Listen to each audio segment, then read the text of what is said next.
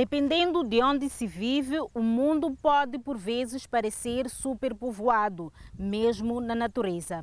Mas, em alguns casos, um pequeno planeamento e coordenação cuidadosos podem fazer uma grande diferença na qualidade de vida para todas as criaturas, grandes ou pequenas.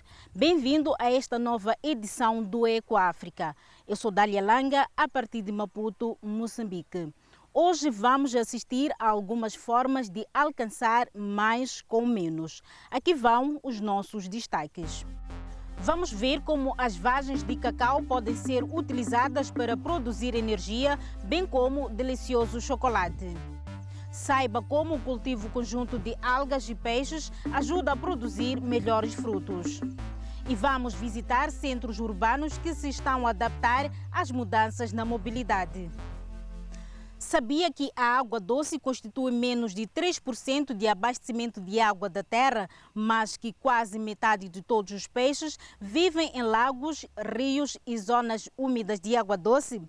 A nossa primeira reportagem leva-nos à nossa vizinha África do Sul, onde está em curso um trabalho de sensibilização em nome dos ecossistemas de água doce e as suas espécies únicas.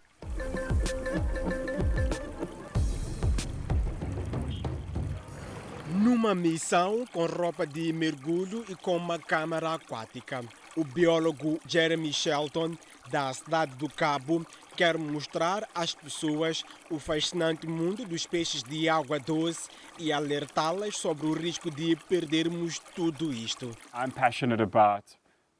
Eu sou apaixonado por trazer ao público estas criaturas e as histórias incríveis que acontecem debaixo da água.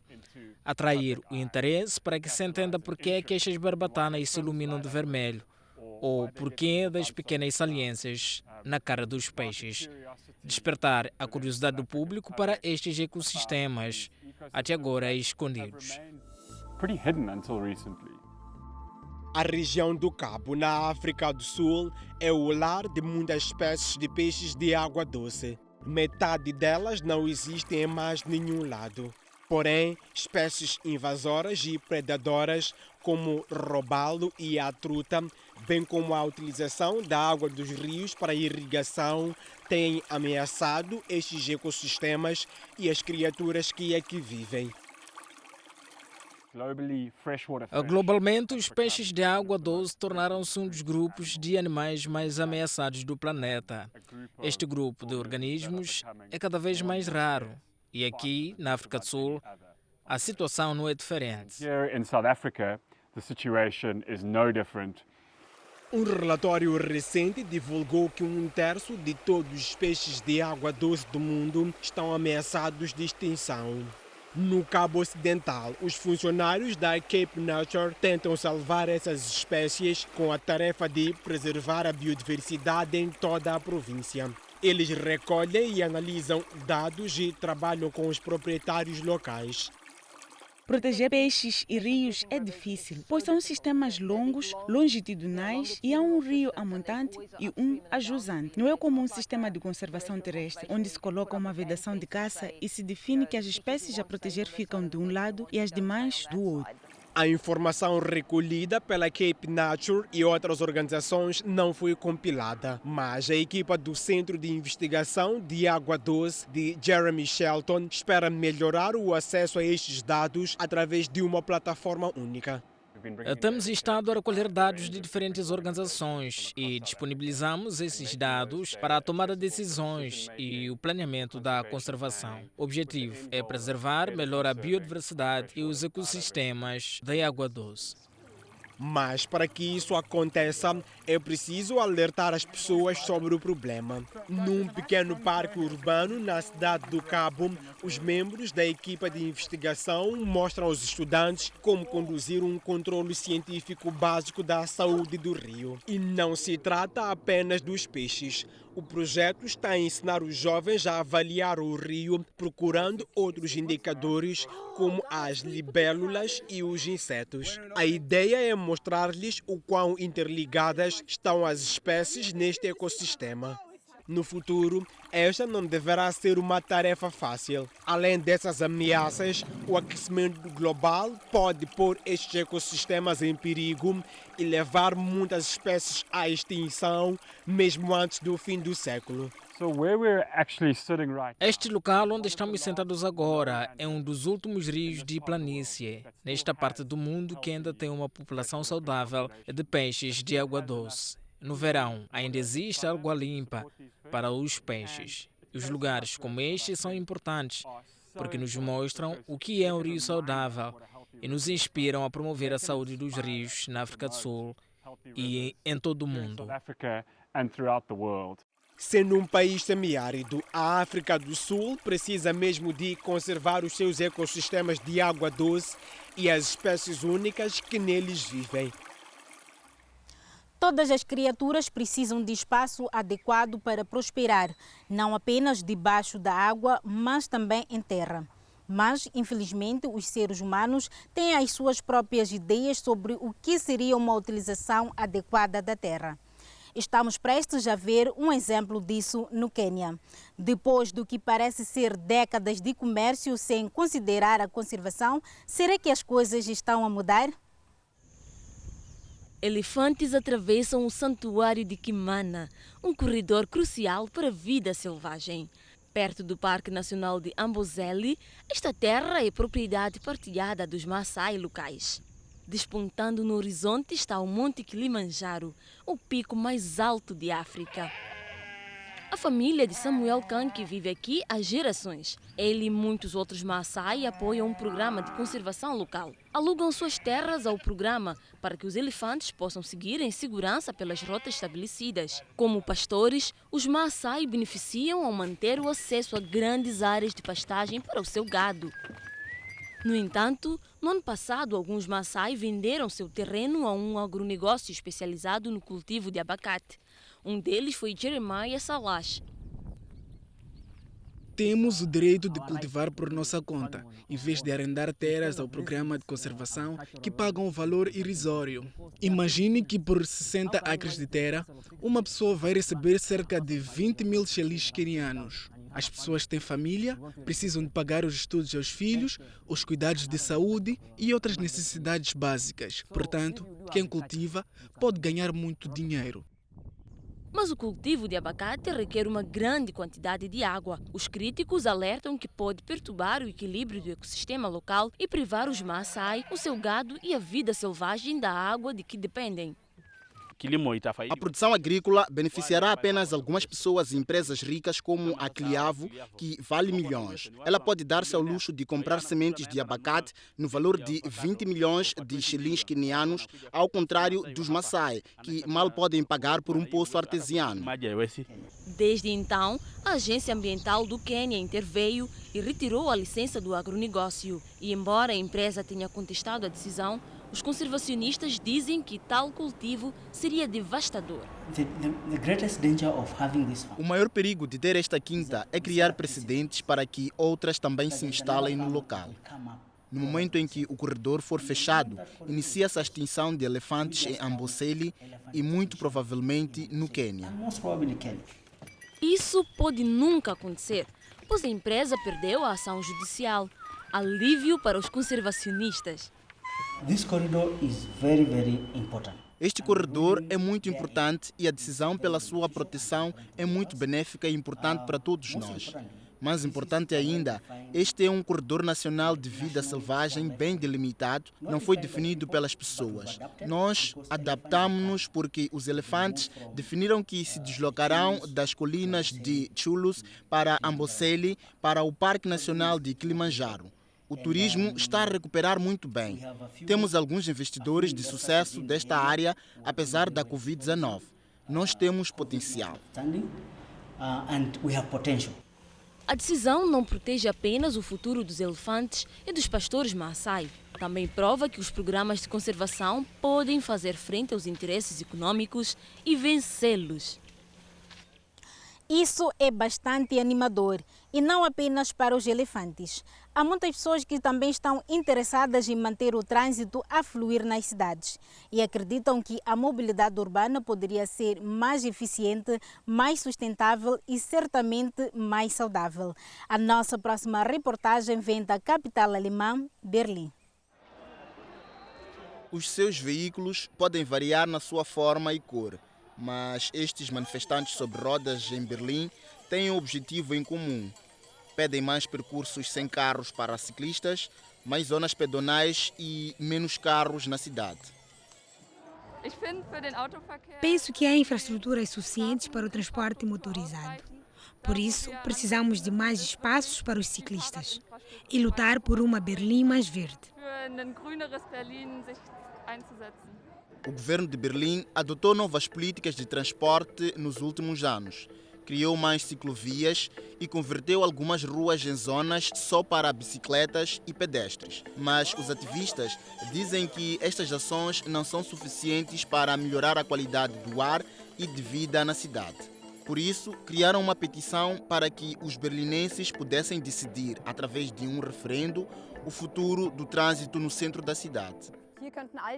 Todas as dezenas de milhares de pessoas que aqui vivem poderiam ter uma palavra a dizer. Para além de ser tudo muito mais calmo, verde e agradável, seria também um espaço público que as pessoas poderiam usar e não um espaço cheio de carros. Em algumas partes do mundo, os centros urbanos já estão a ser transformados. O aumento das compras online nos últimos anos levou a uma queda no negócio de muitas lojas de retalho, tendência exacerbada pela pandemia. Muitos espaços comerciais e parques de estacionamento estão vazios. Esta realidade fez com que muitos arquitetos começassem a repensar o planeamento urbano e a mobilidade. Gleichzeitig muss es aber so sein, dass É importante para viver e trabalhar na cidade. É a única forma de reduzir a quantidade de tráfego pendular. Sparen wir auch noch viel mehr an diesem Pendelverkehr. Esta antiga loja de departamentos no centro de uma cidade alemã foi convertida num edifício de apartamentos com lojas, com uma zona de pedestres. E em Berlim, a mesma coisa. Este edifício foi concebido para as pessoas que não têm carros. Há lojas, ateliês de artistas, apartamentos e escritórios. Tudo criado para se viver e trabalhar sob um mesmo teto. Os canteiros de flores também não foram esquecidos. Cidades como Copenhaga mostraram que é possível excluir os carros dos centros das cidades, reservando-os apenas a pedestres e ciclistas. Também em Nova York, a área de Times Square da Broadway foi convertida numa zona livre de trânsito, com esplanadas de rua, em um projeto de urbanistas dinamarqueses. Paris quer plantar centenas de árvores no Champs-Élysées e à volta do Arco do Triunfo para conter o tráfego. Em Berlim, ainda há um longo caminho a percorrer, mas aqui os ativistas têm objetivos claros. Queremos criar a maior área reduzida de automóveis do mundo. E são 85 km². Trata-se agora de perguntar às pessoas o que elas realmente desejam.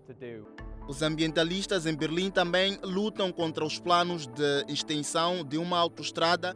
Aos seus olhos, a sua construção seria um grande retrocesso. Para manter a mobilidade urbana, a partilha de carros foi saudada como um passo na direção certa quando foi introduzida pela primeira vez numa escala maior recentemente. Agora, um grupo de pessoas de outra cidade alemã adaptou esta ideia, tornando-a ainda mais ecológica. Veja no Faça Sua Parte desta semana. As emissões por dióxido de carbono provenientes dos carros são um dos grandes catalisadores da mudança climática. É vital para o planeta encontrar meios de transporte alternativos. E foi o que fizeram os membros da iniciativa alemã Cidade de Bonn, em transição, disponibilizar bicicletas de carga gratuitamente. As bicicletas são quase todas elétricas e podem ser reservadas através de uma plataforma online.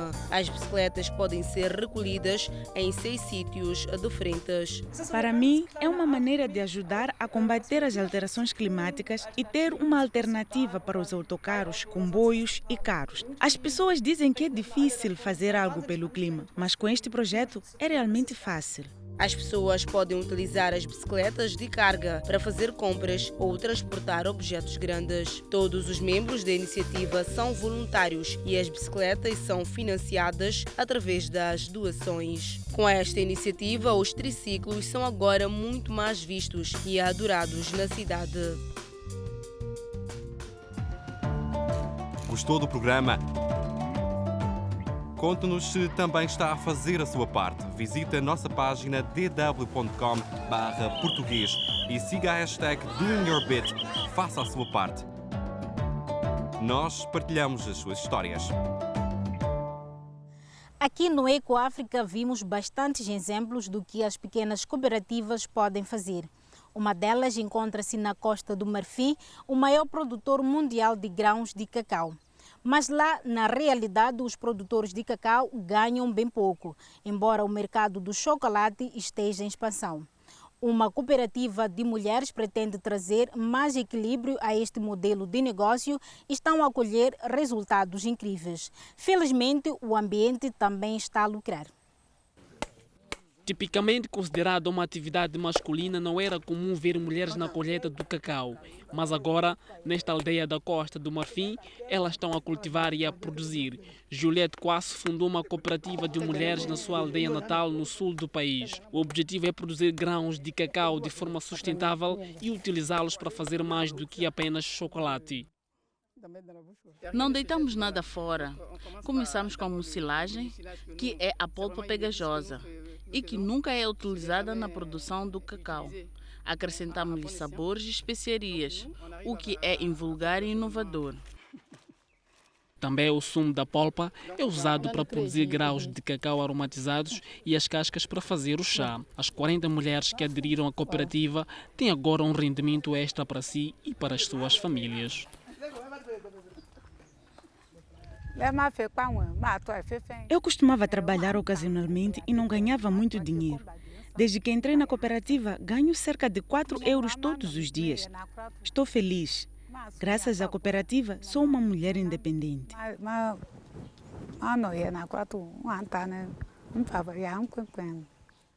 A maioria dos 26 milhões de habitantes da Costa do Marfim trabalha no setor agrícola. 40% do cacau do mundo provém deste país da África Ocidental. Anualmente, cerca de 25 milhões de toneladas de cascas e sementes acabam queimadas ou no lixo. Produzir mais a partir dos frutos é bom para o ambiente e permite que as famílias da aldeia ganhem mais com as suas colheitas. Precisamos de aumentar o valor do nosso cacau para lhe dar mais credibilidade. Comigo, as mulheres estão envolvidas e esta inclusão fará uma verdadeira diferença. Irão melhorar a cadeia de valor do cacau, algo que até agora era domínio dos homens. Que apparemment était juste dévolu aux hommes qui vont les traiter. Juliette Quasse está a fazer uma entrega numa loja em Abidjan que vende os produtos da cooperativa. São sementes de cacau aromatizadas, misturas de especiarias e chá. A Agência Alemã de Cooperação Internacional ajudou a estabelecer o contacto. Esta entidade apoia iniciativas sustentáveis para assegurar a subsistência dos agricultores em toda a África. Ela é um exemplo para outras mulheres quando se trata da expansão do processamento do cacau e desenvolvimento de novos produtos. Juliette Quasse tem um apartamento em Abidjan. Na cozinha, prepara os seus produtos e experimenta novas ideias. A inspiração chega quando eu estou na minha cozinha.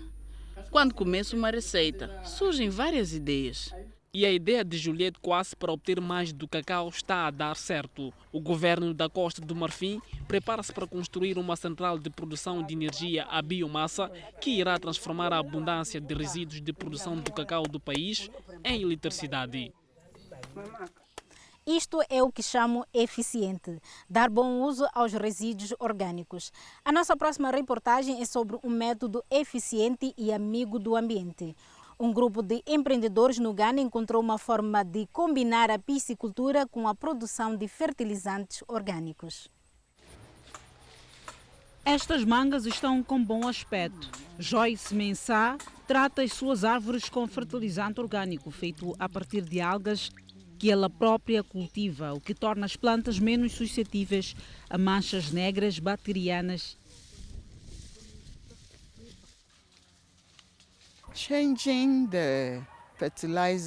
Vemos que é bom trocar os fertilizantes pela água das algas. Dá-nos muito mais frutos e mais saudáveis, pois já não utilizamos químicos.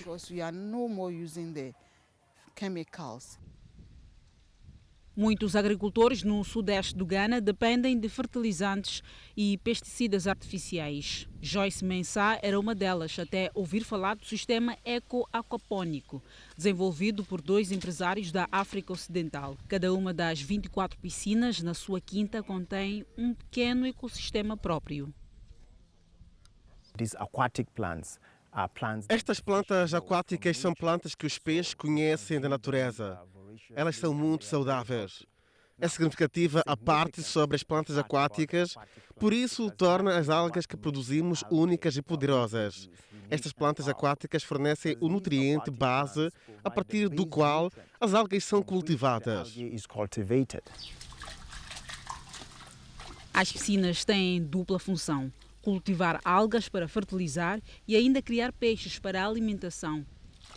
O produtor garante que a água é limpa. Preocupados com a desertificação e degradação do solo na região, estes parceiros passaram anos a desenvolver a sua ideia. O principal problema com o qual as algas aqui cultivadas deverão lidar é a degradação do solo. Temos visto que os solos estão a ser degradados pelo uso de nutrientes prejudiciais à agricultura. E isso causa um enorme problema para o ambiente e afeta a qualidade dos alimentos. O fertilizante teria de ser acessível para tornar a agricultura orgânica atraente. Por isso, custa 50 pesewas o litro, mas muitos agricultores precisam ser persuadidos. Uma cooperativa agrícola numa aldeia próxima enfrenta o grave problema da degradação do solo.